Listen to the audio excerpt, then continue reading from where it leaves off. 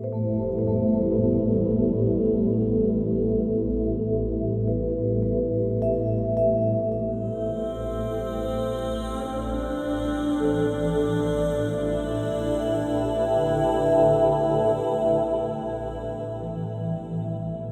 truly enjoyed my conversation with franchisee powerhouse Dawn Lafreeda. From my first encounter with her as a colleague, I felt a connection, and I sensed the strength and grace that she emanates. It's not every day you get to share so intimately with someone who has crafted such a beautiful, dynamic, and influential life. Warm, engaging, and grounded in herself while simultaneously focused on making a difference for others. Dawn gives us a lot to think about. From restaurant hostess to mogul, Dawn is the embodiment of the classic rags to riches story. But when you consider the personal and emotional obstacles she overcame, it's nothing short of miraculous. Some people just have a way of standing so securely in their vision that others can see what's possible for themselves. At the time of the filming of this conversation, Dawn had just wrapped her first film project, Show Her the Money. The film follows 4 visionary founders as they endure uphill battles to turn their ideas into mind-blowing realities. The film has already received huge acclaim. I'm so grateful to have had the chance to sit and chat with Dawn when we did. I'm fascinated by you. Well, thank you. Yeah. I'm fascinated by you, actually. Thank you. And I appreciate that you open up to me the way you do. It's because you're a good interviewer. Thank you. Thank you. I really from the heart. Take that very personally. And you should know I'm thrilled to be here. Today Thank is you. the perfect day. I've been a little emotional of a couple days, so this is kind of a thrill to kind of just, you know, have something else to think about. You know? And I've been wanting to sit with you for a long time. Yeah. I'm sorry it took a year, but today's the day. Today's the day. And like I was saying to you before, sometimes when I have guests come a couple of days before, I start to go, okay, this is happening. And it's almost like my body getting ready for it. And as I started to read about you, I actually started to feel more empowered. I started to feel an empowerment for myself because I was just like, oh, so that's a pretty powerful thing just by reading and learning your story. And the other thing that I thought about too is that you and I had a little bit of an introduction to each other, right? Through sharing Bless. We sure did. And I thought, what ease you have at that moment and how we work together. And that's a beautiful thing because there's no gaminess about you. There's no power play.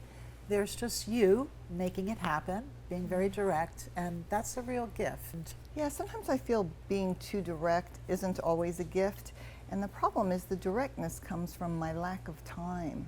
So I have to be quick and fast, and sometimes I'd like to be a little more warm and fuzzy, honestly, but I know to get it all done, sometimes I have to be quick and direct, you know? Yeah. And it's not always my ideal way, but I want to get people what they want as quick as they need it. I love that. It's direct sometimes. I think it's important to say that at 16 years old, 16 years old. A few short years ago. Right? A few short years ago. Right? You take a job as a hostess at Denny's. 7 years later, okay, you're 23 years old and you own your own restaurant. A year and a half after that, you're offered a job to relocate in Austin. West Texas, actually. West Texas, which is, wow, a much different place than Austin, by the way. I'm sure. And when you said oil went bust, I just wanted to know, what exactly does that mean? Is that in Texas, the restaurants were dying and then they were like, save this restaurant? When oil's booming, people are making money. It's the Beverly Hillbillies get rich, you know. Everybody's driving Rolls Royces, wearing fur coats. Well, then the oil drops to like next to nothing a barrel. And restaurants that were thriving, it becomes a ghost town. And I think Denny's realized they needed on-site supervision, that an owner-operator might be a better fit.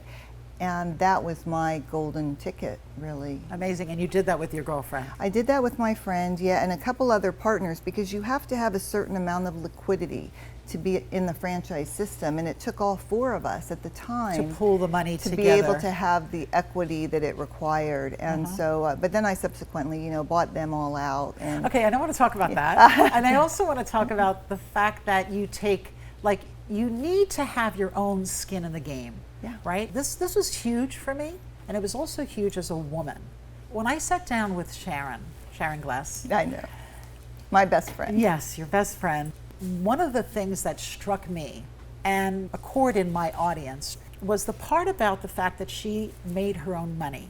That was unusual for the time. It was very unusual for the time. For me, reading about you and the fact that you're empowering women to empower themselves is a very big thing. And I wonder where that came from for you. Well, once you know that you can do it, you feel a sense of responsibility. I came from a very troubled childhood, and I got out, and I got fortunate enough to be in charge of my own life. And if I can ever teach anybody else how to do that, it gives me such joy. It makes me feel like changing someone, helping someone. Yeah. So I always believe in giving it back, giving it away, giving it out. And where do you think that comes from? I remember having a teacher who took just great interest in me, and she didn't even know my whole story. And sometimes it gave me a lot of courage just to know I had someone on my side. I felt alone a lot in what was happening to me in my young life.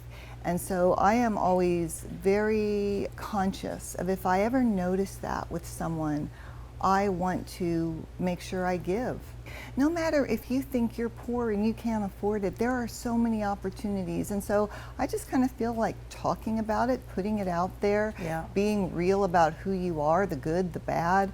I just feel it's my responsibility. Yeah. I think that you are a success story on so many levels. What makes that amazing for me and why I want to talk about it is that that's, I think, a very hard thing to do when you have sustained trauma. The level of trauma, and I don't know what that is, and I don't want you necessarily to say what that is, but I sense that it was repeated and it was lengthy. I think, okay, well, what must that be like as a little girl, having to deal with that on your own? I don't think that that's such a typical story, because I don't think it was easy. Well, you know, it wasn't easy, but that's probably what prepared me for being able to be successful, because it wasn't easy. So, did you cut off? You know, I don't want to think I did, but I did. And I learned that even though you go to therapy and you work through things, certain things still stay with you no matter how much work you've done. Sure. I don't have anger for him because I would rather think, God, look at the life I lived, because he was such an asshole. And you know, the problem is when you are a victim of that, I wasn't allowed to have feelings. I wasn't allowed to be angry. I'd be punished. I had to go to therapy to learn how to get angry. I suppressed it for so long. Yeah. But then once you start working through it, you realize, oh, there's some stuff there. Did you feel that you were not protected by your mom, or Well, because she didn't know? Well, she didn't know, and I spent a lot of conflict wondering, did she know, did she not know? That was my bigger issue. Right. I spent years trying to figure that out. It wasn't until I was in my 30s that I discussed it with her, and you know, basically she was afraid of him. She didn't know. Right. She was afraid of him, and it took her years to plan getting away from him, and her Jailbreak. plan was getting a job at Denny's, getting health insurance. So that was all part of her plan. Yeah. Amazing. Yeah. Like while my father told me I was fat, ugly, and would amount to nothing, she always did empower me. So I think I got a lot from her, but she was always working because he was such a deadbeat. You had a really a good mom. I did. My mom had me when she was 20. Yeah. I mean, she was a child herself. Yeah. And I think for her age and what she did, but it was because of her we had a roof over our head and food in our mouths, not because of him. Right. So talk about your relationship with your mother. My mother is a wonderful woman. She picked a bad husband, my father. And so it caused a lot of grief and turmoil in my life. He sexually abused me from a very young age. And I wasn't able to tell anybody. And my mom never knew about it. She was too busy working, feeding her 3 little children. But it made me who I am. I gained tremendous coping skills as a young child, learning how to deal with what was going on inside of me and having to be silenced. See, now that's interesting to me, how you took that experience, and where a lot of people, even that I've known personally in my life, It makes them a survivor. They become survivors. Well, it So- takes work to do that. Okay, you so know? that's what I Yeah, wanted. I think it takes work. I think when you're in the thick of it, you're in a protect yourself mode, and you're very shut down, and there's a lot of shame.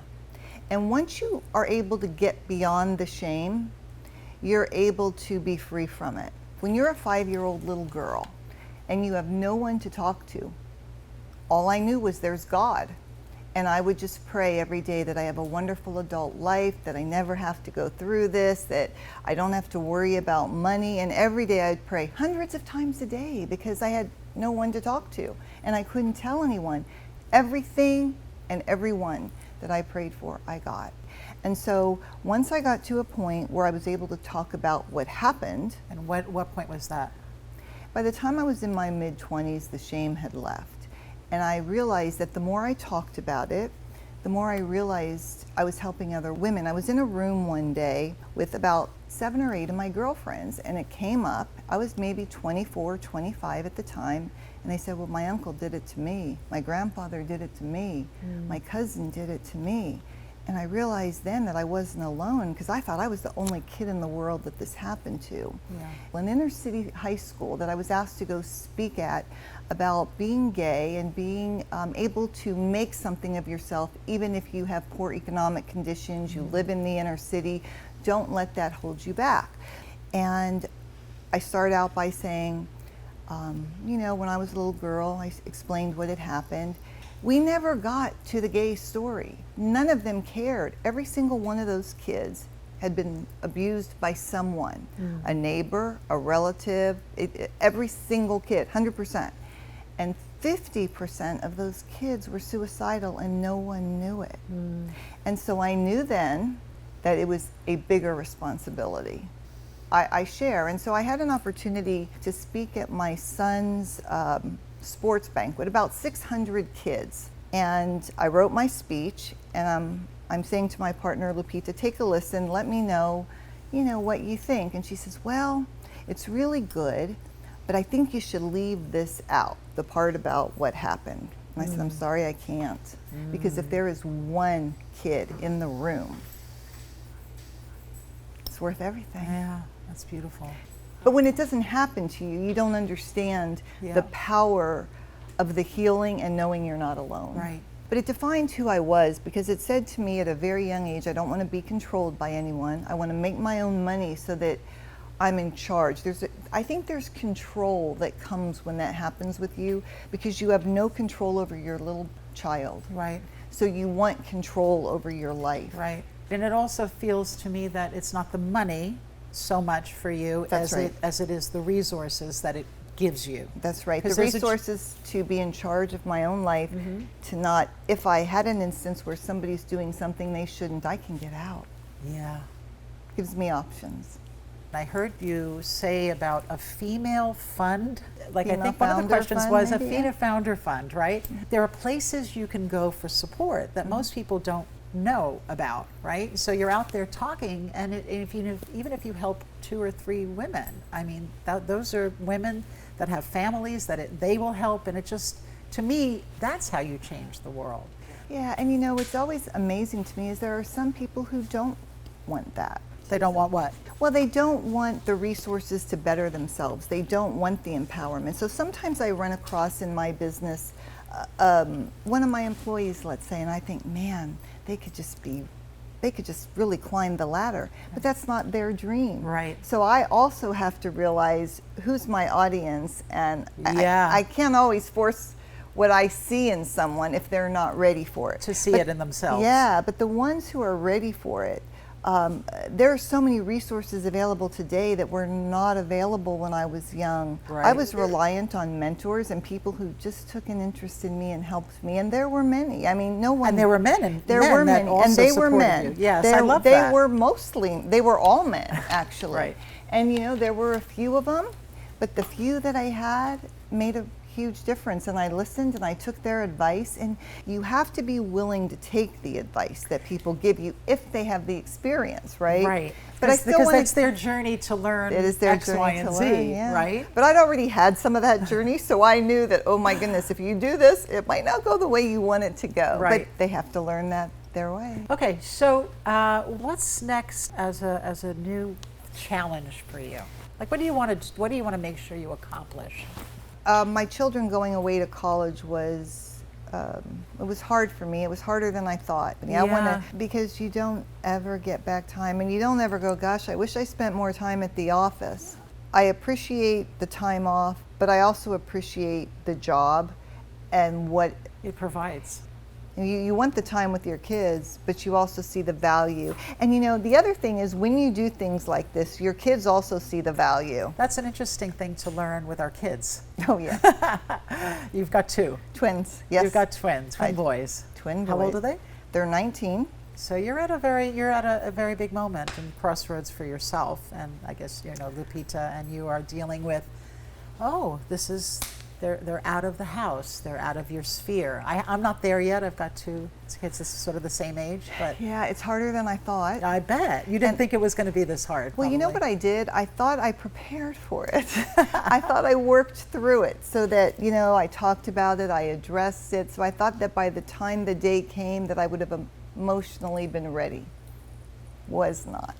Does it comfort you to know that they're together? It does. Right? It does comfort me to know they're together. It gives me a lot of peace. You know, I know that they're never alone, so there's a lot of comfort in that. And they are each other's best friend, so I know they're always looking out for one another. That's a job well done when your kids love each other that way. I want to circle back to the restaurant business because, you know, I'm very well aware of the hard work that takes to do that. The fact that you got to 12 restaurants and then you were like, I want to buy you out.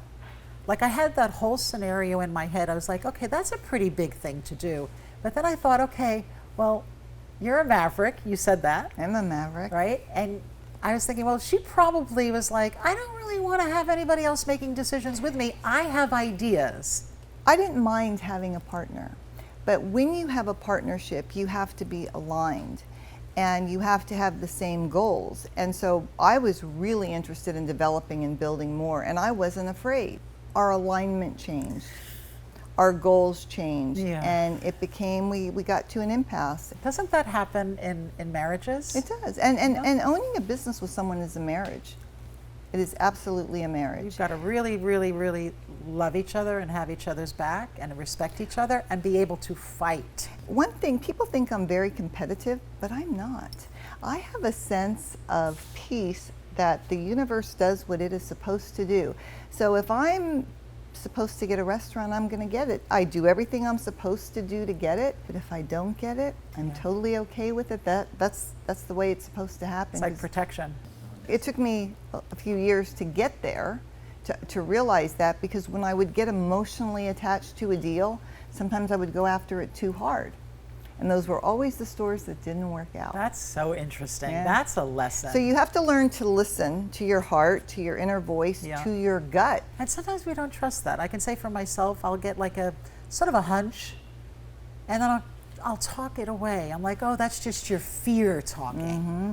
And yeah, it's a kind of a trained thing, because even with my family knows that if I get a hunch about something and I don't follow it, I'm not at peace, because I've had so many experiences in my life where I was told in my mind to do something.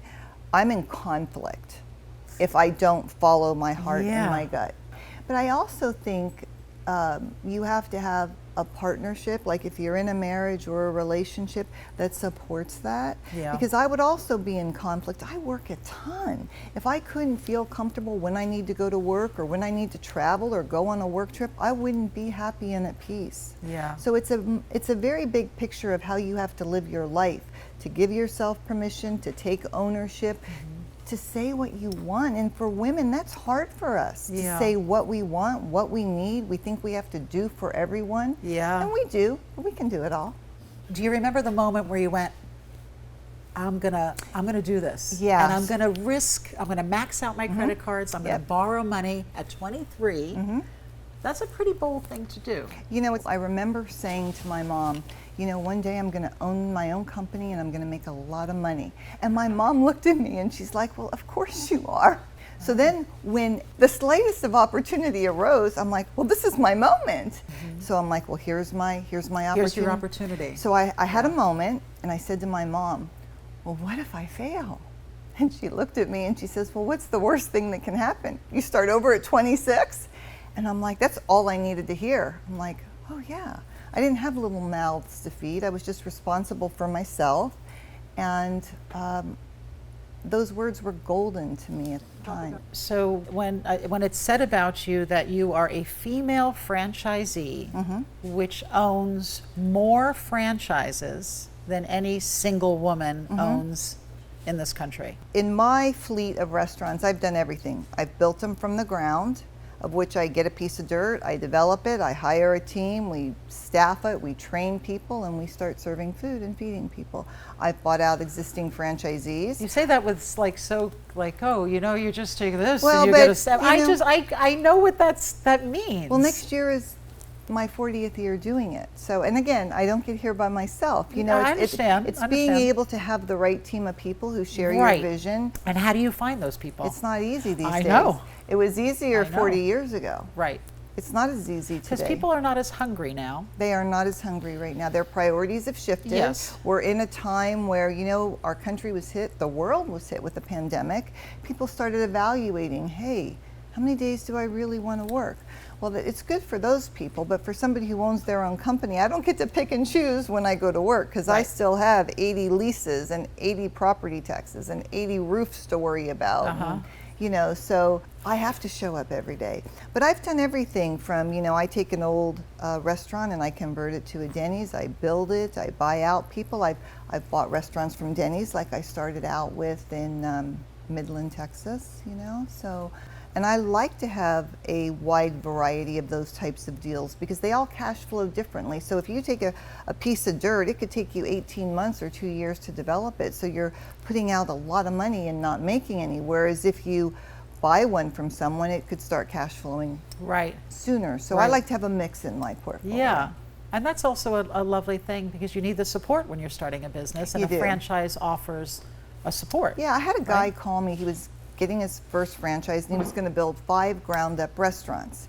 I said, here's what I would recommend. Build a ground up, do a conversion. Build a ground up, do a conversion. Well, he didn't do that, sadly, and he lost everything because you don't understand the full cycle of a business for a full 12 months.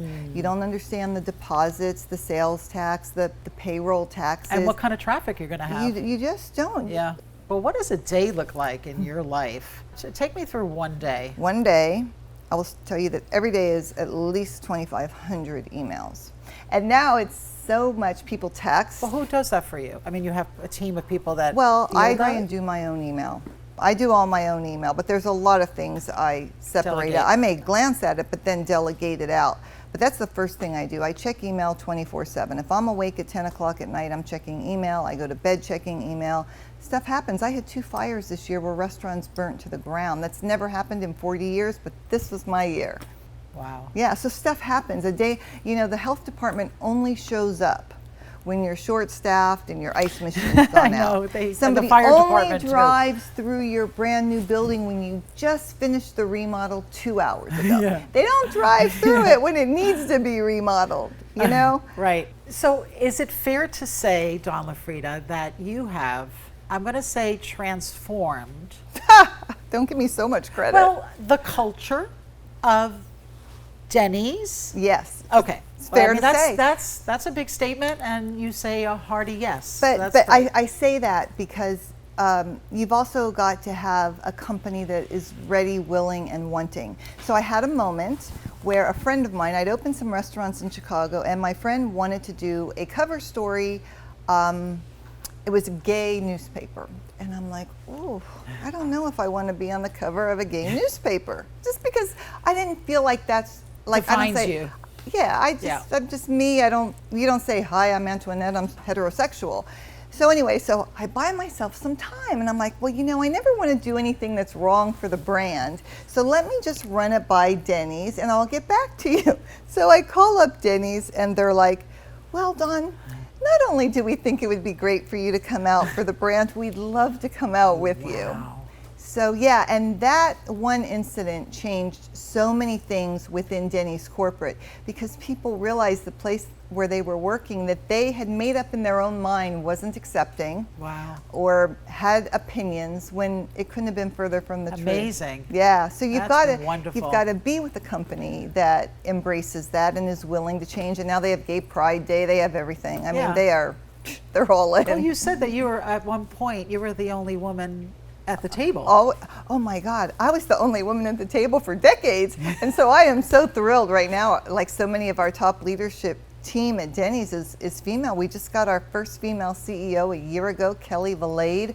She is so awesome, and it's like so great for me. It's gratifying, isn't it? You walk into a room and you got 4 women behind you going, yeah, that's the way it's supposed to be. Amazing. I mean, I was the only girl at the table. Now, with that being said, that wasn't so bad. Well, that's what I also love about your message, because a lot of times, when there are female-run organizations, or there are,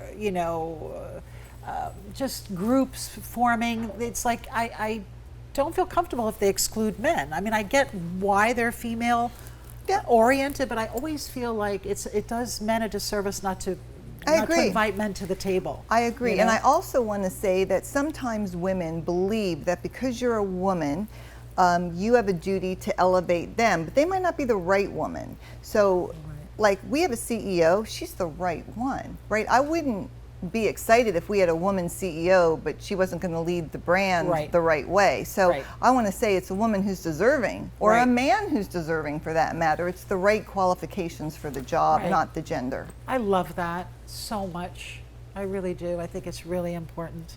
I think it's really, really, really important to keep men in the conversation, because I think that's where men learn from women. It's like we have to balance that. And I love that about male energy. Yeah. I love the difference between men and women, and reminding myself that we all need each other. We all bring something to the table, and I love a great balance of both. That's so beautiful. I have really sons, love that. so how can I not love, and I thought I wanted girls, but God gave me. I did too. I gave me exactly what I was supposed to for sure. And I got 2 boys. I got and 2 I'm boys just so too. happy Me with that. too. I'm like, wow, I've got my own personal bellman everywhere I go. Not only that, I think if we had girls, I wouldn't be so, I wouldn't be so devoted and have the time to devote myself to my work, because I would probably be over obsessed with keeping her safe, keeping her busy. Oh man, and I agree. In today's world, some days, my kids are at USC, and if you've been downtown LA, it's sometimes it's a little frightening. I'm like, oh my gosh, I'm relieved they're boys. Yeah. So look at all we have in common. We're both Italian. We both have 2 tell me, sons. how are you Italian? So it's Lafreeda. Tell me who's Italian. My loser father. Interesting. Was your mom a working woman? My mom was. My mom worked at Denny's, and she was an area manager. And so I applied for a job when I was 16, and I got to be a hostess, but I quickly saw that it was the servers, the waitresses, that were making all the money. I know, I saw that too when I got to LA. Yeah, so I said to my boss, I said, look, I want to be a waitress. He's like, oh no, you're the best hostess I've ever had. I can't let you be a waitress. I said, I'll make a deal with you. I'll still be your great hostess on Saturday and Sunday. You give me any other waitress shifts, because I want to make tips. And he agreed, and I worked every terrible shift. And he realized I was a really good waitress, and I could pretty much take a whole dining room by myself. So I was no longer the hostess for very much longer. Yeah, as you were bringing in money for them. Yeah, getting that bill and I learned I have unusually long arms and can carry a lot of plates. It's true. I could carry, it's the only trick I can do at Thanksgiving that impresses my kids is I can clear the whole table on an arm. It was before trays. That's how old I am. We didn't even have trays. We had arms. Do you teach when you're training your employees to think of the business as their own? Sometimes you go into a restaurant and you watch servers and they don't come to your table. And I can't ever understand that. Yeah, me neither. Because you think, oh man, my tip's on the line. Tip means to ensure prompt service, right? And I would, even when I was a server, I would see people say, I don't want that table, I don't want this. And I'm like, I'll take it. So I'm like, I'll take the table. Right. I was very poor growing up. By the time I was a food server, I was the richest kid in high school. Amazing. Yeah. Power of a restaurant. It really, it's life changing. And even if you don't want a career in the restaurant business, I think that everyone should work in a restaurant once in their life. Yeah. Because you see every personality type, you learn how to deal with people, you see the diversity in people, Yes. and it's a great Also, tool. you learn how a team works together. You right? do, or don't. That's why I work like together. I like you know, working Yeah. on sets. It's a collaboration, and it's I really often lovely. said I wished I'd have kept a journal of all the things that happened while I was working in a restaurant, because it would be a #1 best-selling book for sure. I could tell you a story. This is a moment. So after 9/11 happened, I had a lot of restaurants that were by airports, and my sales dropped 30% overnight. Wow. And I still had rent and high expenses because the economy had been booming in 2000. In 2001, it just boomed. I was short $60,000 for payroll, and I am just like, I don't know what I'm gonna do.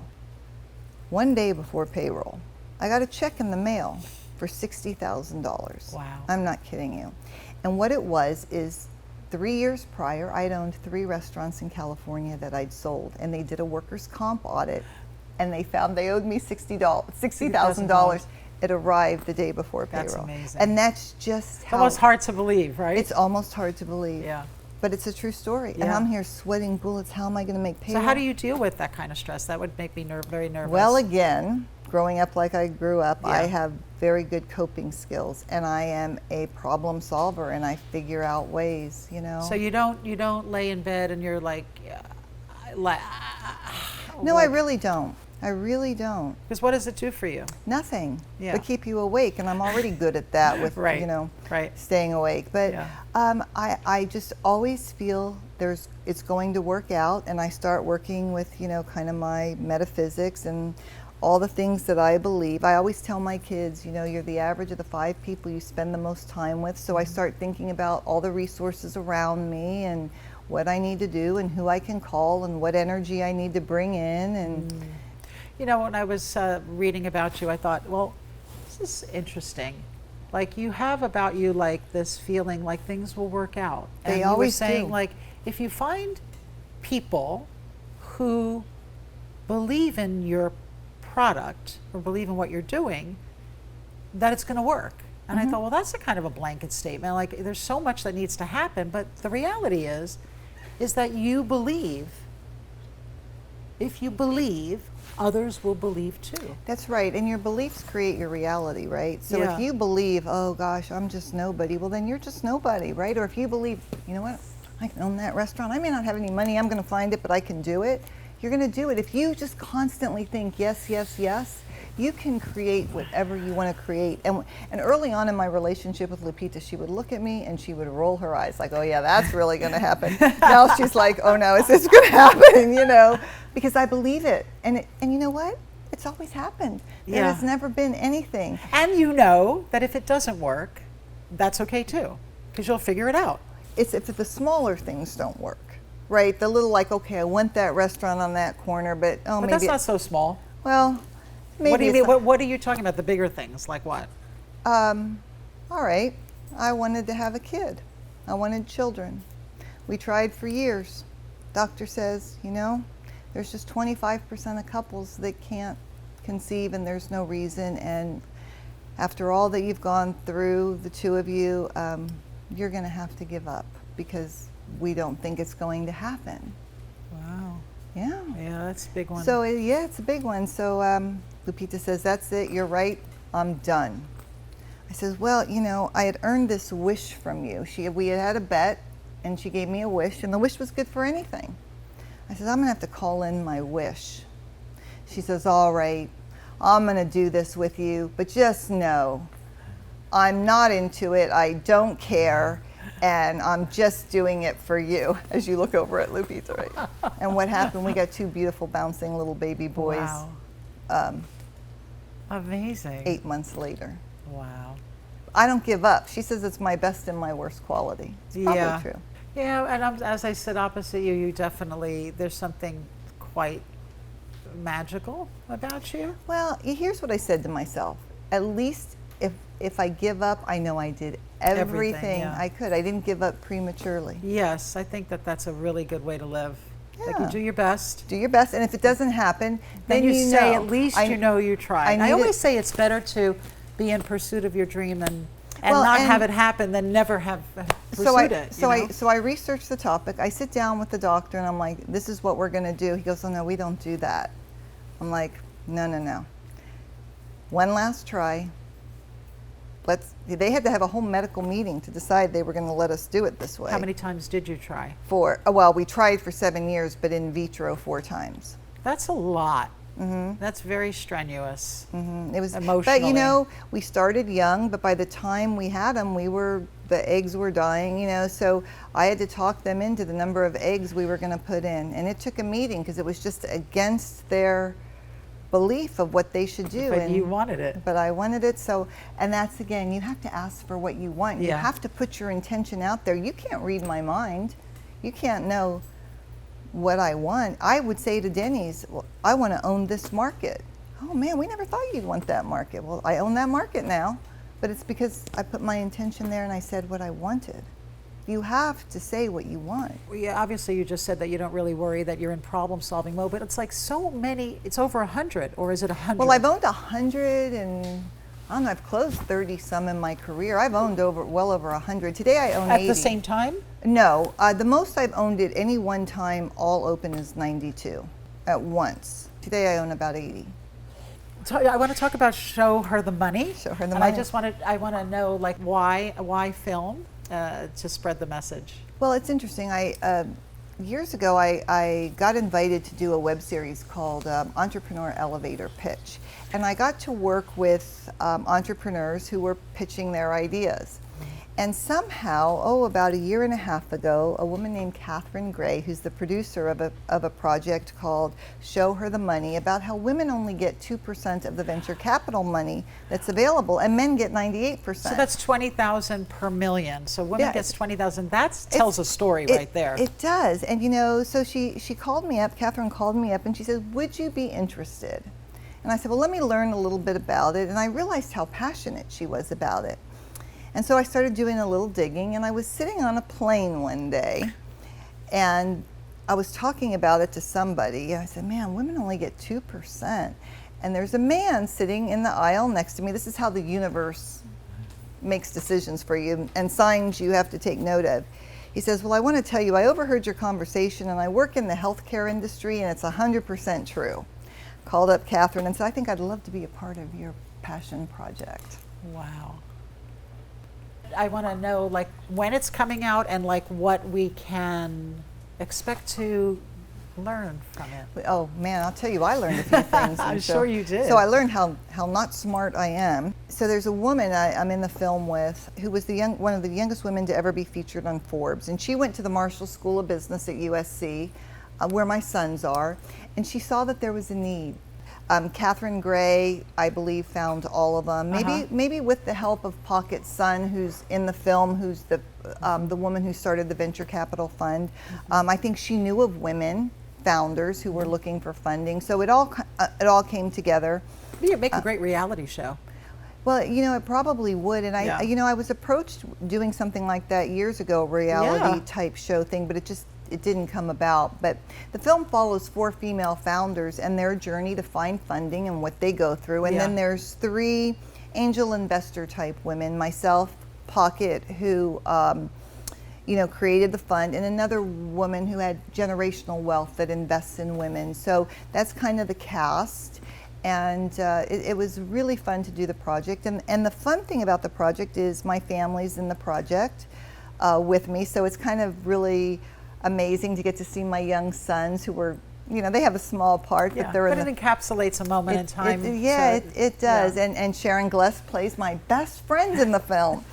So that was very fun to get to be in the film with her. And what I learned in doing the film with her is, she's 18 years older than I am. And so in her day, man, women didn't even talk about money. Women didn't have checkbooks. So it's kind of a timeline of really how far we've come. Yeah. I'm like, we take for granted that we can vote, that we can have checking I know. accounts. That Wasn't that long ago. I know that we have the power that we have. So she's always says to me, gosh, I just don't know what I lend to the film. And I'm like, you lend where we started and how Yes. far we've come. And Yes. then I look at these young entrepreneurs going, man, you're doing it in a way better way than I did it. Yeah. So it's a fun project. Yeah. I'm very passionate about it. I've learned a lot just in the resources we can find that we didn't know about existed. Yeah. And getting the word out, we're getting other women funders involved that want to fund female founders. That's you know, beautiful. Instead of going to this venture capital group, here's a group that believes in women, funds women. You know, we're able to give people resources. So it's really become a huge passion project. I'm very excited about it. It's coming out. The film is finished. We're deciding which film festival we'll be debuting in, and then we'll be releasing it. But it will have a 1-week run in Los Angeles the first week in December, so I'll keep you posted on that. Please. I think I'll be there, and many of us will be at the film premiere here in Los Angeles. We're going to have a 1-week run here. Beautiful. You're lovely. Oh, thank you. And I'm really grateful to you. I'm really Oh, glad. it's an honor you invited me to do this, and Yeah. I get to sit and talk about myself for 2 hours.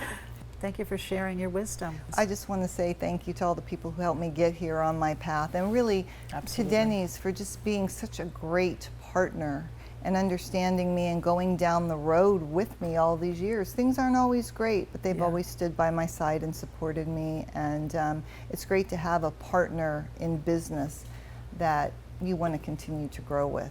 Right. So I value, you know, all the people who helped me on my path. Yeah, that's and, beautiful. Yeah, no one does it alone. Well, So thank you, Dawn Lafreeda. Thank you. Appreciate you. Thank you. Thank you, everybody.